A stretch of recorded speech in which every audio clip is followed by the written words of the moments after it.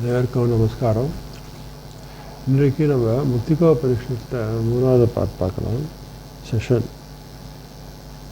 ஒரு வாட்டி நம்ம சொல்லும்போது மனசுக்குள்ளே அந்த வாசனாசங்கிறது இருக்கிறது. வாசனாசங்கிறது எப்படி வருது அப்படின்னா, நம்ம பல பிறவிகள், பல ஆத்மா மண்புழு பூச்சி மரம் செடி கொடி மிருகத்தை வாழ்ந்து கடந்து மனுஷன் ஆறான்னா, இந்த ஒவ்வொரு ஸ்டேஜிலுமே அந்தந்த எக்ஸ்பீரியன்ஸஸ் அந்த வாசனாஸ், தட் இஸ் அவங்களோட பழக்க வழக்கங்கள் எல்லாமே அது வாசனாஸ் நம்மளுடைய ஆழ்ந்த மனசில் பதியறது. இந்த வாசனாஸ் எப்போ அழிக்கிறோமோ அப்போ தான் நம்ம முக்தி மார்க்கத்துக்கு போக முடியும். ஏன்னா ஒரு ஆசை வருது, ஒரு மாம்சாகாரம் சாப்பிடணுன்றது எதனால வருதுன்னா, பிறவியில் அந்த வாசனாஸ் நம்ம மனசில் பதிஞ்சிருக்கிறதுனால தான் அந்த மாம்சாகாரம் சாப்பிடணுன்றது வருது. சாத்வீகமாக மாறணுங்கும்போது சாத்வீகம் எப்போ கொண்டு வரானோ அப்போ வாசனாஸ், சாத்வீக வாசனாஸ் இருக்கும்போது அவன் மாம்சத்து மேலே அவன் ஈடுபாடு போயிடும்.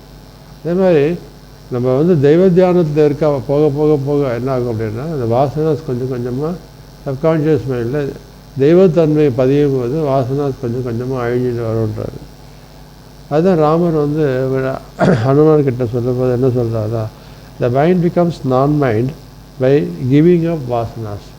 அது மனசு இருக்கு இல்லையா, அந்த மனசு எப்போ தூய்மை அடையும், மனசு இல்லாத நிலைன்னா சித்தப்பிரிக்க நிலை எப்போ அடையும்னா, நம்ம மனசில் இருக்கிற அந்த ஆழ்ந்த மனசில் இருக்கிற அந்த வாசனாஸ் எப்போ நம்ம விடுறோமோ. அந்த mind does not think, then arises mindlessness giving great piece.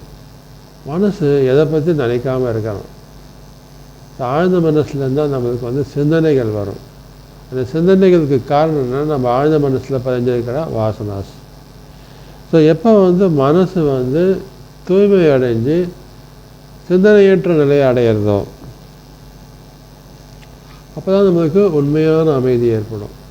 ஏன்னா நம்ம ஆழ்ந்த மனசில் வாசனாஸ் இருக்க வரைக்கும் அது நமக்குள்ள ஆசையை தூண்டும், பயத்தை தூண்டும், வேதனையை தூண்டும், எல்லாமே தூண்டும். ஏன்னா அதுதான் எக்ஸ்பீரியன்ஸ் ஸ்டோர் ஆகிருக்கு. ஸோ அதனால் மைண்ட்லெஸ்னஸ் ஸ்டேஜ் கொண்டு வரணுன்றாரு. மைண்ட்லெஸ் ஸ்டேஜ்னால் சித்தப்பிறகு நிலை, சிந்தனையற்ற நிலை கொண்டு வரணும். So long as your mind has not fully evolved, being ignorant of the supreme reality. So மனசு இது நம்ம மனசுக்குள்ள அந்த அறியாமை, அந்த பரமாத்ம நிலையை அடையணுன்ற நிலையை அந்த நிலையை அடையணும்னா உள்ளே போய் நம்ம சமாதி தியானத்துக்கு போய் நம்ம பார்க்கணும். பட் சராசரி மனுஷன் சம்சார வாழ்க்கையில் வாழ்ந்துட்டுருக்கிறாங்க, அந்த நிலையை அவ்வளோ சீக்கிரமாக அடைய முடியாத நிலையில் இருக்கும்போது அவன் அறியாமையில் அஜ்ஞானத்தை இருக்கிறான். அப்படின்போது அந்த சுப்ரீம் ரியாலிட்டி அடைய முடியாத நிலையில் அஜ்ஞானத்தை இருக்கான்போது அவன் என்ன பண்ணணும், perform what has been laid down by the teachers, shastras and other sources. So அவன் என்ன பண்ணணும்னா, ஓகே நம்ம செய்ய வேண்டிய கடமைகள், நம்ம சாஸ்திரத்தில் நமக்கு என்னென்ன கடமைகள் நம்ம செய்ய சொல்லப்பட்டிருக்கோ அந்த கடமைகளை பரிபூர்ணமாக ஆத்மார்த்தமாக செய்யணும். அது செய்ய செய்ய என்னாகும், நம்ம கடமைகளை பற்றற்ற நிலையில் எந்த கடமைகளும் செய்யும்போது சாஸ்திர பிரகாரம் செய்யும்போது அதை நம்ம என்ன ஆகும்னா, நம்ம மனசுக்குள்ளே இருக்கிற கடமைகளை எப்போ முழுமையாக செய்ய ஆரம்பிக்கிறோமோ கர்மா ரிலீஸ் ஆக ஆரம்பிக்குது.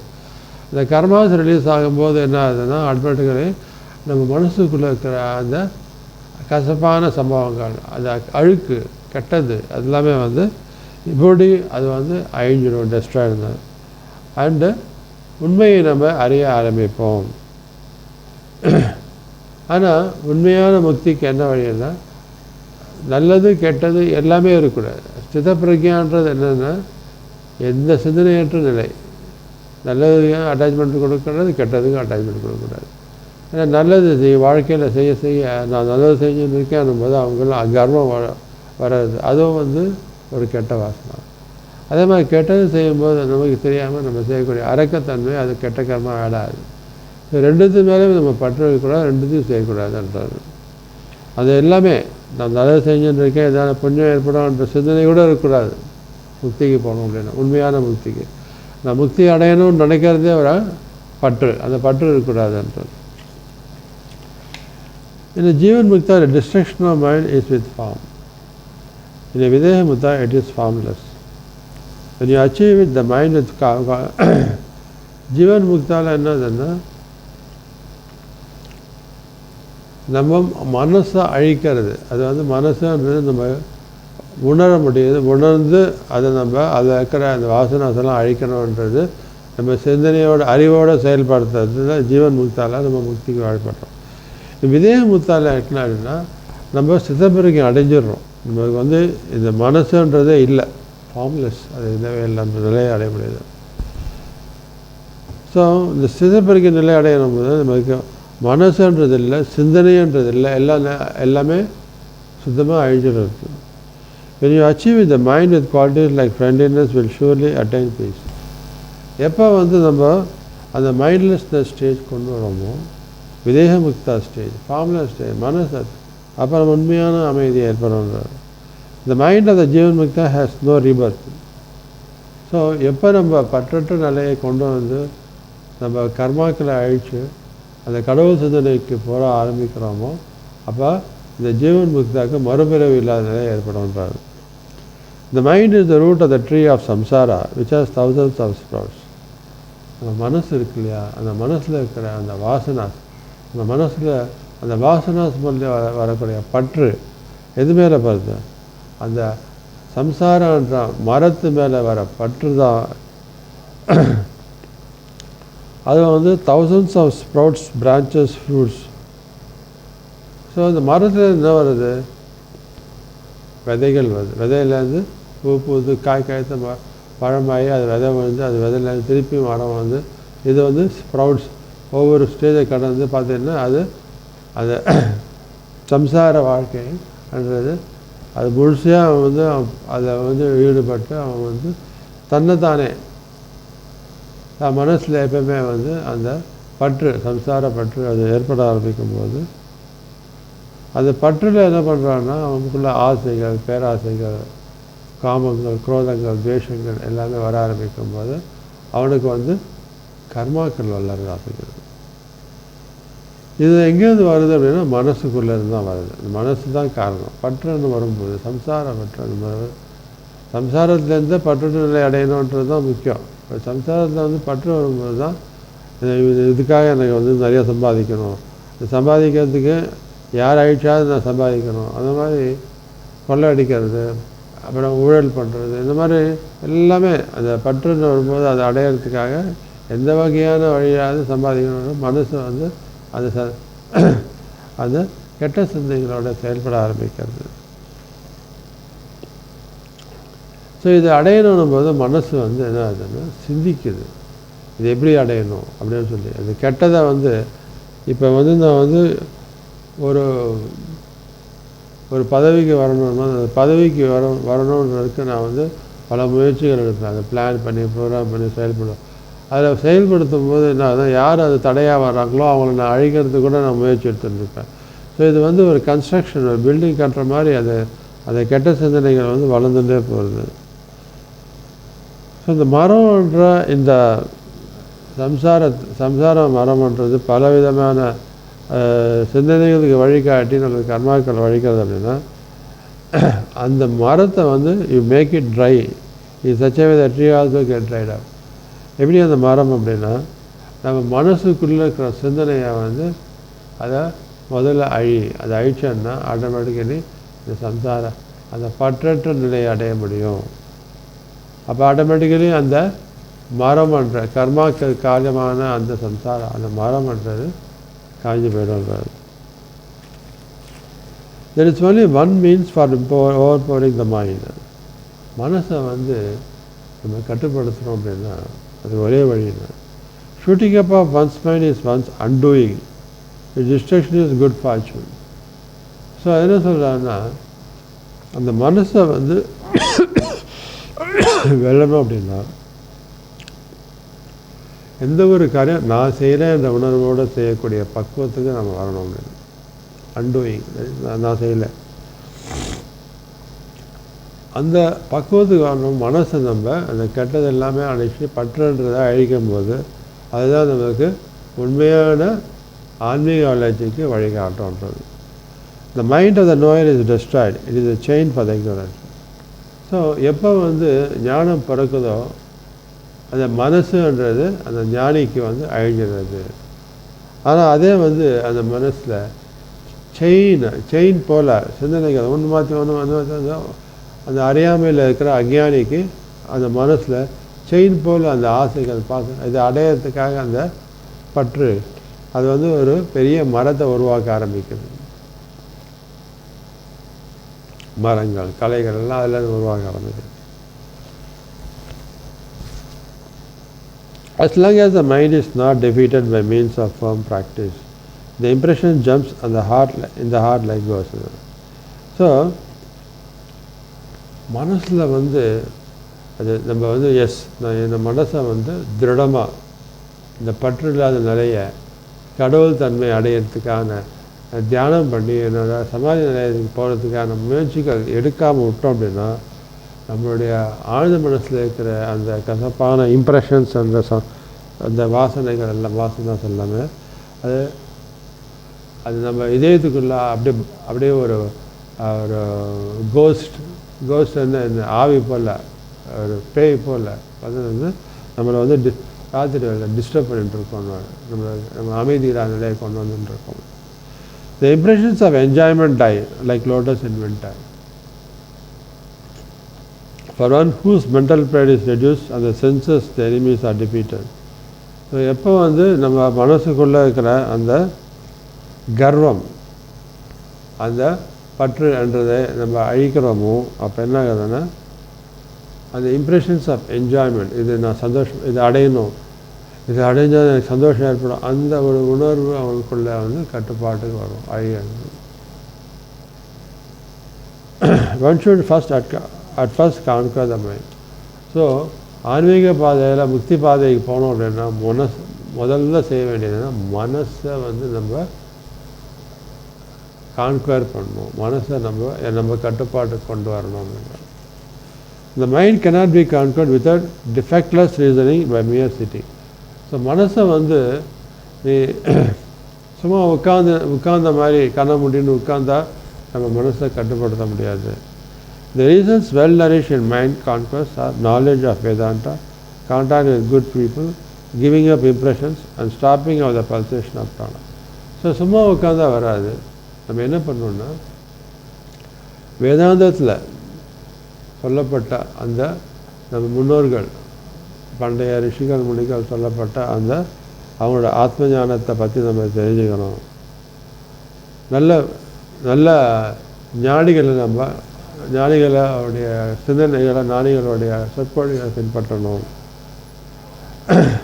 அதே மாதிரி எந்நேரம் சரி நம்ம ஆழ்ந்த மனசுக்குள்ளே இருக்கிற அந்த இம்ப்ரெஷன்ஸ் நம்ம வாட்ச் பண்ணி அதை நம்ம அழிக்க பார்க்கணும். அது ஸ்டாப்பிங் ஆஃப் பல்சேஷன் ஆஃப் பிராணன் அர்த்தம். நமக்குள்ளே அந்த மனசில் அந்த எதை நம்ம மாயையில் பார்க்கும்போது அது மேலே பற்று ஏற்பட்டு மேலே ஆசை கோபம் காமம் அது ஏற்படுறதை நம்ம தடுக்கணும். Those who ignore this and control the mind by force. இதெல்லாம் நம்ம செய்யாமல் மனசை எப்படி நான் கட்டுப்படுத்தணும் டைட்டாக கண்ண மூடின்னு உட்காந்தோன்னா மண்டை தான் வெடிக்கும். ஏன்னா அது செய்யும்போது என்ன ஆகுதுன்னா நீ அறியாமையில் இன்னும் ஆழ்ந்த அந்த இருட்டில் போகிற மாதிரி நிலை ஏற்படும். ஸோ உண்மையான தியானம் பண்ணுறது என்னென்னா கண்ணை மூடிட்டு சும்மா உட்காரதில்லை, ஆத்ம ஞானத்தை தெரிஞ்சுக்கணும். வேதாந்தம் சொல்லப்பட்ட நான் பண்டைய தேவைப்பட்டது நம்ம மனசுலேருந்து வரக்கூடிய அந்த கசப்பான சிந்தனைகளை அதுவும் நம்ம வாட்ச் பண்ணணும். ஆழ்ந்த மனசில் இருக்கிற நம்ம வாசனாசை வாட்ச் பண்ணணும். வாட்ச் பண்ணி அதை அழிக்க பார்க்கணும். இதுதான் நம்ம செய்யணும். முதல்ல அது செய்ய ஆரம்பிக்க என்ன ஆகுதுன்னா மனசு நம்ம கட்டுப்பாட்டுக்கு வரும்ன்றது. இது செய்யாமல் விட்டோம்னு வச்சுக்கேன் கண்ண முடியும் தியானம் பண்ணணும்னு சொல்லி தலையை தான் வெடிக்கும் மண்டை வெளியே வந்து. The tree of mind bearing the weight of creepers of thought has two seeds, the pulsation of prana and strong impressions. So நம்ம மனசுன்றது ஒரு மரம் அப்படின்னா bearing the weight of creepers of thought. அந்த மரத்தில் பார்த்தீங்கன்னா அந்த க்ரீப்பர்ஸ் என்ன அந்த கொடிகள் இருக்கு இல்லையா, அந்த கொடிகள் அப்படியே படர்ந்தும் அப்படியே ரொம்ப ஃபாஸ்ட்டாக படுறோம். அப்படியே அந்த மரத்தையே கவர் பண்ணிவிடும். அப்படி க்ரீப்பர்ஸ் நம்ம சிந்தனைகள்ன்றது அந்த மாதிரி க்ரீப்பர்ஸ். மனசுன்றது மரம் என்ன, அந்த சிந்தனைகள்ன்றது அந்த மொத்தத்தையும் படர வைக்கிற அந்த கொடி போல். Two seeds. இந்த கொடிக்கு ஒரு விதை இருக்குது, மனசுக்கு ஒரு விதை இருக்குது, மரத்துக்கு ஒரு விதை இருக்குது. அது மாதிரி அது என்ன ரெண்டு விதைகள் என்ன, the pulsation of prana and strong impressions. So ஆழ்ந்த மனசில் பதிஞ்சிருக்கிற அந்த இம்ப்ரெஷன்ஸ், பழைய சிந்தனை, பழைய செயல்கள் எல்லாமே இம்ப்ரெஷன்ஸாக பதிஞ்சிருக்கு. இந்த பல்சேஷன் ஆஃப் பிராணானா இந்த ஆழ்ந்த மனசில் பதிஞ்சிருக்கிற அந்த சிந்தனைகள், அந்த சம்பவங்கள் மனசுக்குள்ள, அதே சம்பவம் நம்ம சந்திக்கும் போது நம்ம பிராணா பல்சேஷன் ஆஃப் பிராணானா அந்த சம்பவம் சந்திக்கிற மனசு வந்து அது திருப்பி ஈடுபட்டு அதே விதமான கோபம், பயம், வேதனை, வைப்பு அதை உருவாக்குறது. ஸோ இது ரெண்டு தான் வந்து நம்ம மனசுக்குள்ளே அந்த இன்னும் கர்மாக்களை ஆட் பண்ணுறதுக்கான செயல்பாடுகளை உருவாக்குறது. All pervasive consciousness is shaken by the pulsation of prana. So எந்த ஒரு அந்த நம்ம மாயில் இருக்கும்போது எதிர்க்க இருக்கிறது அது நம்மளை ஆசையை தூண்டுறது, பேராசையை தூண்டுறது, காமத்தை தூண்டுறதுன்றது அது மாயைக்கு நம்ம பலியாகும்போது. In contrast by means of concentration the knowledge arises. அது இல்லாமல் நம்ம என்ன பண்ணணும்னா அந்த மாதிரி சூழ்நிலையை நம்ம தடுக்கணும்னா நம்ம மனசுக்குள்ளே ஆழ்ந்த மனசில் அந்த கடவுள் இருக்கிற அந்த கடவுள் மேலே நம்ம முழுசையாக மனசை கொண்டு போகணும். அது எப்படி முடியும்னா த தியானம் its means is no important. So அது தியானத்து மூலியமாக தியானம் என்னன்னா நம்ம மனசு ஐம்புலங்களையும் எல்லாத்தையும் நம்ம அறிவையும் கொண்டு வந்து அந்த ஆழ்ந்த சமாதி தியானம், தட் இஸ் ஆனந்தமய கோசால இருக்கிற பரமாத்ம நிலையை நம்ம கொண்டு போகணுன்றது. கொண்டு போகும்போது ரிசால்விங் தாட் டோட்டலி இந்த ரிவர்ஸ் ஆர்டர். அப்போ என்ன ஆகுன்னா நான் வெளியில் மாயில் போகிறது மேலே என்னுடைய சிந்தனைகள் கடவுள் நோக்கி உள்ள ரிவர்ஸில் எடுத்துகிட்டு போகிறேன். ஸோ என்னோடய சிந்தனை முழுக்க வந்து என்ன கொண்டு போகிறேன், நான் கடவுள் நிலையை அடையணும். என் மனசு, என்னோடய ஐம்புலங்கள் எல்லாத்தையும் நான் கட்டுப்படுத்தி பரமாத்மா சரணடைஞ்சு அவருக்குள்ளே நான் போகணும் அந்த உணர்வோடு நம்ம செயல்பட ஆரம்பிப்போம். அப்போ என்ன ஆகும்னா சிந்தனைகள் மாயைக்கு பலியாகாத மேலே கடவுளுடைய சிந்தனைகள் போகும்போது அது ஆட்டோமேட்டிக்கலி நம்ம ஆழ்ந்த மனசில் இருக்கிற இம்ப்ரெஷன்ஸு, வாசனாஸு எல்லாத்தையும் அழிக்க ஆரம்பிக்கும். Thinking only on the remaining pure. அப்போ தான் வந்து உண்மையான பியூர் கான்ஷியஸ்னஸ், ஒரு உண்மையான மனநிலை ஏற்படும்ன்றது. ஆஃப்டர் தி அப்பர்நாட் sets and before the prana arises in the heart, there exists a state of kumbhaka experienced by yogis. That is, நம்ம மூச்சை இழுத்து அதை பிடிக்கிறோம். அந்த பிடிக்கிற நிலை என்ன சொல்ல கும்பகானுவோம். அது திரும்பி விட்டோம்னா அப்பானா. Kumbhaka in the external form is the fullness of prana after in-breath disappears on out-breath rise. In-breath ஃபுல்லாக எடுத்துட்டோம், பிடிச்சிருக்கோம், அப்புறம் out-breath. By repeatedly practicing meditation of Brahman without ego, Sampragyata Samadhi will be got. So, இந்த மாதிரி இந்த பிராணா, கும்பகா, அபானா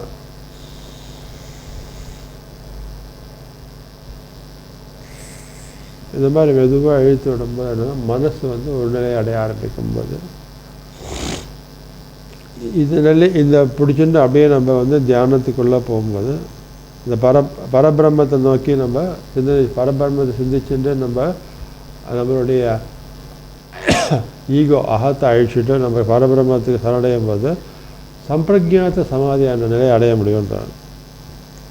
அசம்பிரஜாத் சமாதி loved by yogis is the mind giving great bliss after all the mental thoughts die away. So சம்பிரஜாத சமாதின்றது நம்ம மனசை நம்ம உணர்ந்து அறிவோடு நம்ம அதை கொண்டு வந்து உள்ள சமாதி வைக்கிறது. அசம்பிரஜாத சமாதி அப்படின்றதுனா எந்த சிந்தனையும் இல்லாமல் பற்றற்ற நிலையில் நம்ம உள்ளே கொண்டு போகிறது. இதை வந்து யோகிகள் வந்து இந்த நிலையை, ஏன்னா அவங்களுக்கு எந்த சிந்தனையும் கிடையாது, யார் பற்று எந்த சம்சார வாழ்க்கை, எந்த உலகத்தை பற்றி எந்த விதமான கமிட்மெண்ட்ஸ் கிடையாது, பற்று கிடையாதுன்றதுனால அசம்பிரஜாத்த சமாதி வந்து அவங்க அடைய முடியும். நாம் சம்சார வாழ்க்கையில் வாழும்போது இது நடுவில் நம்ம வந்து மனசை கட்டுப்படுத்தணும். சம்பிரக்ஞாத சமாதி நம்ம ஃபாலோ பண்ண வேண்டியது. This valued by sages being the spirit divide of ego, of the mind and the intellect.